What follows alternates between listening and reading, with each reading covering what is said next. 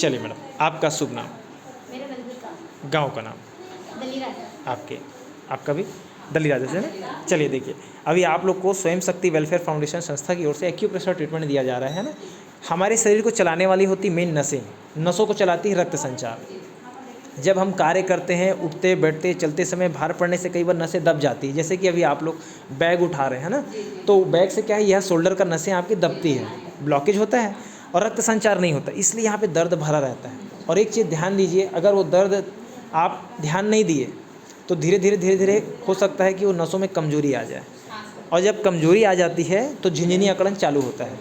क्योंकि जब आपकी झिंझनी अकड़न कब होगा, जब ये नसें सिकुड़ गई कमजोरी से, तो इसमें रक्त संचार नहीं होगा, रक्त संचार धीमा होगा, तो झिंझनी अकड़न चालू होगा। उसका एक प्रैक्टिकल एकदम छोटा सा उदाहरण बता रहे हैं।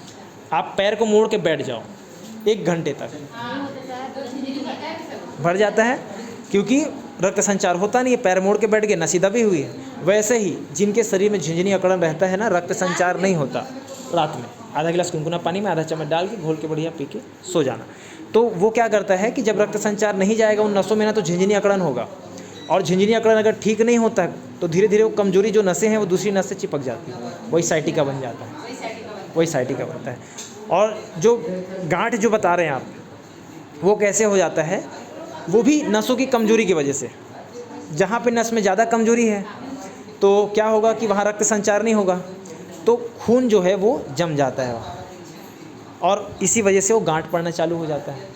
बहुत सारे जो बात की समस्या बोलते हैं, है ना, वही तो है। वो जो बात है वो क्या करता है, हमारी जो रक्त है वो स्थिर हो जाता है, जाम हो जाता है, वही बात की समस्या है। अभी ये एक्यूप्रेशर ट्रीटमेंट आपकी प्रेशर के माध्यम से पूरी नसों को खोल रहा है, रक्त संचार को चालू कर रहा है, आपका ब्लड सर्कुलेशन एक्टिव हो जाएगा, ब्लॉकेज एकदम खुल जाएगा। जिनको गैस बनती है उनके भी नसों में ब्लॉकेज होता जाता है, और वो नस को कमज़ोर करते जाता है। आप महसूस करेंगे धीरे धीरे आपको कमजोरी लगेगा, सुस्ती लगेगा, जल्दी थकान लगता है ना। तो हम लोग क्या सोचते हैं कि हम ज़्यादा काम कर लिए इसलिए थक गए हैं, क्या? ऐसा नहीं।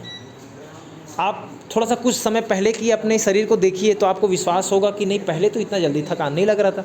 वो रीज़न होता है, मतलब हमारे अंदर जो प्रॉब्लम चालू हो रही है हम उसको जान नहीं पा रहे हैं, हम खुद ही अपना अंदाज़ा लगा लेते हैं, दिमाग लगा लेते हैं कि थक गए हैं, उसकी वजह से दर्द हो रहा है, थकान लग गई, उसकी वजह से नहीं है, वो कमी आ गई आपके अंदर।